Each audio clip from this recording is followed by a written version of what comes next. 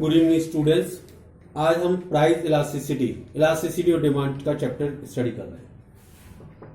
What is elasticity और demand? क्या चीज होती है इलास्टिसिटी? इलास्टिसिटी का मतलब चेंजेस का मतलब यदि मेरे प्राइस में जो चेंजेस आ रहे हैं, इंक्रीज या डिक्रीज, उसका मूवमेंट डिमांड पे कितना पड़ रहा है। फॉर एग्जाम्पल, प्राइस यदि 20% से डाउन हो रहे हैं तो क्वांटिटी यदि 20% से इंक्रीज हो रही है, ठीक है, तो इसे कहते हैं यूनिटरी इलास्टिक। एक मिनट। प्राइस में जो चेंजेस आ रहे हैं वो चेंजेस की वजह से क्वांटिटी कितनी चेंज हो रही है।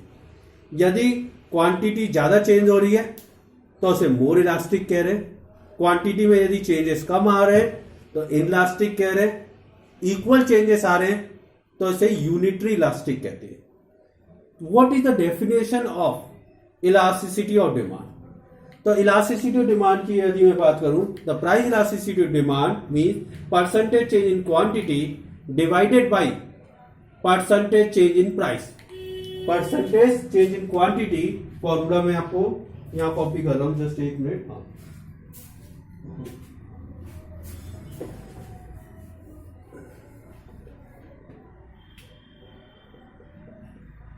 Percentage change in quantity demanded upon percentage change in price. जो क्वांटिटी में जो चेंज आ रहा है, यदि 20% आ रहा है और ये भी 20% है तो डेट इज यूनिटरी हो गया। 30% अपॉन 20% आ रहा है तो ये इलास्टिक हो गया। तो डेफिनेशन हो गई, price elasticity of demand is a percentage change in quantity upon percentage change in price. ठीक है, ड्यू टू किसकी वजह से? The price elasticity of demand. ठीक है, तो वजह से होगा percentage fall in the demand में जो फॉल आ रहा है ड्यू टू इंक्रीज या rise of price of commodity. और दूसरा factor percentage rise in demand बढ़ रही है तो fall in the price of commodity. Clear है? अब इसकी मेथड की मैं बात करूं, the method of elasticity of demand are three types. Total expenditure method, जिसके हम कहते हैं total outlay method. Second is proportionate method और third cross या geometric या point elasticity. Total expenditure method, तीन कंज्यूमर है, कंज्यूमर का नाम K, M और S. K की मैं बात करूं, कोई चॉकलेट 2 रुपए की आती है तो कंज्यूमर कितना कंज्यूम करता है? 4 क्वांटिटी। तो टोटल एक्सपेंडिचर हो गया 8। फॉर्मूला बनता है, टोटल एक्सपेंडिचर का फॉर्मूला P इंटू क्यू। वही चॉकलेट 1 रुपीज की हो गई तो कंज्यूमर कितनी कंज्यूम कर रहा है? 8। Total expenditure 8, that is unitary. Same, या आप लिख दो हाँ, सेम एक्सपेंडिचर,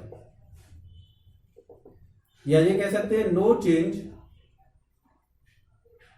इन टोटल एक्सपेंडिचर। एक्सपेंडिचर में कोई चेंजेस नहीं आ रहे। दूसरा कंज्यूमर की बात करो, 2 रुपए की चॉकलेट आती है तो कंज्यूमर 4 खाता है, टोटल एक्सपेंडिचर 8 हो गया। यदि वही 1 रुपीज की चॉकलेट हो गई तो कंज्यूमर 6 कंज्यूम कर रहा है, that is total expenditure is 6। Expenditure is less, इसका मतलब expenditure is less then from original expenditure. पहले जो एक्सपेंडिचर होता था उस एक्सपेंडिचर से यदि कम हो रहा है तो इसको इनलास्टिक कह रहे हैं, या less elastic, less than elastic कह रहे हैं। तीसरा कंज्यूमर श्रेया की बात कर रही है, चॉकलेट 2 रुपए की आती है तो वो कितने कंज्यूम करती है? 4। Total expenditure 8। 1 की हो गई तो कंज्यूमर ने एक्सपेंडिचर बढ़ा दिए, कंज्यूमर का एक्सपेंडिचर हो गया 10। तो इसको हम कहेंगे expenditure is more then from original expenditure. Original expenditure से ज्यादा हो जाए तो इसे कहते हैं, ठीक है, मोर इलास्टिक, इलास्टिक या मोर देन इलास्टिक। क्लियर है? तीन तरह की कंडीशंस हो सकती है, इक्वल, मोर और लेस, इक्वल, लेस और मोर। क्लियर है? आप लोग कॉपी करो इसे। हाँ, पूरा बिल्कुल डिक्टो ऐसे ही छापना है आप लोगों को, कॉपी करना है। कोई डाउट है पूछ लो।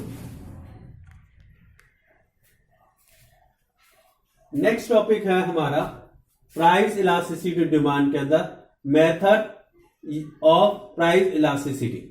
मेथड की भी बात ना करें, ठीक है, तो हम डिग्री की बात करते हैं। यहां हम डिग्री लिख लेते हैं, degree of price elasticity of demand.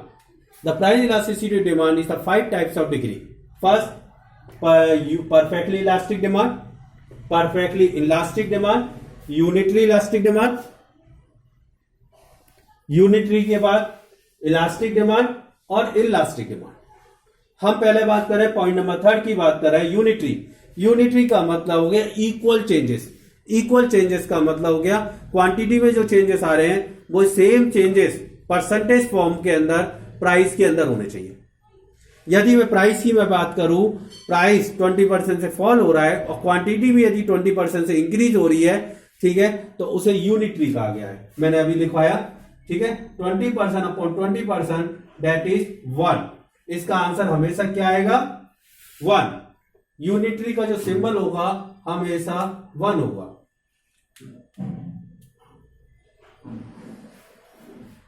Elastic demand की मैं बात करूं, इलास्टिक डिमांड के अंदर क्वांटिटी में जो चेंजेस आ रहे हैं परसेंटेज फॉर्म के अंदर वो ज्यादा आएंगे as compare price, as compare price. यदि मैं प्राइस फॉल 20% तो demand increase by more than 20%। More than का मतलब 30, 35, 25, 80। तो इसका आंसर हमेशा क्या होगा? मोर देन 1 होगा।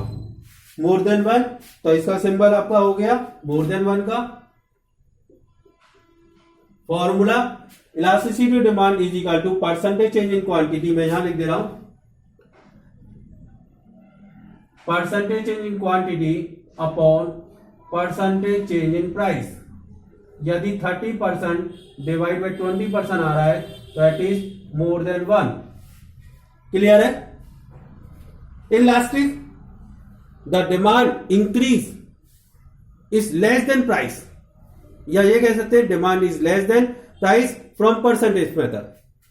यदि मैं बात करूं 10% अपॉन 20% है that is less then 1, that is 0.5। Clear है? यदि प्राइस फॉल हो रहा है 20% से तो डिमांड इंक्रीज होगी लेस देन 20। लेस देन 20 का मतलब हो गया 18, 19, आप 10, 5 कुछ भी मान लो, हमेशा इसका आंसर लेस देन 1 होगा। क्लियर है? अब फर्स्ट 2 पॉइंट्स की बात करें। बात करी जा रही है परफेक्टली इलास्टिक डिमांड। इलास्टिक का मतलब चेंज करना। आप इस मार्कर है, ये मार्कर चेंज हो सकता है, इंक्रीज या डिक्रीज हो सकता है, नहीं हो सकता, तो ये इलास्टिक हो गया। इलास्टिक का मतलब जिसमें चेंजेस हो सकते हैं। चेंजेस की बात करी जा रही, चेंज किसमें होगा? क्वांटिटी के अंदर। क्वांटिटी या तो बढ़ेगी, इसमें लिख लो change in quantity, change in quantity, और यहां लिख लो चेंज इन प्राइस। इसमें जो चेंजेस आएंगे वो प्राइस में आएंगे। क्वांटिटी में चेंज का मतलब किसी कमोडिटी के प्राइस 10 है तो उसकी डिमांड कितनी है? 100। प्राइस 10 है तो डिमांड कितनी है? 120। जो चेंजेस हो रहे हैं वो क्वांटिटी में हो रहे हैं। और एक और ले लेते हैं। क्लियर है? Formula, percentage change in quantity upon percentage change in price.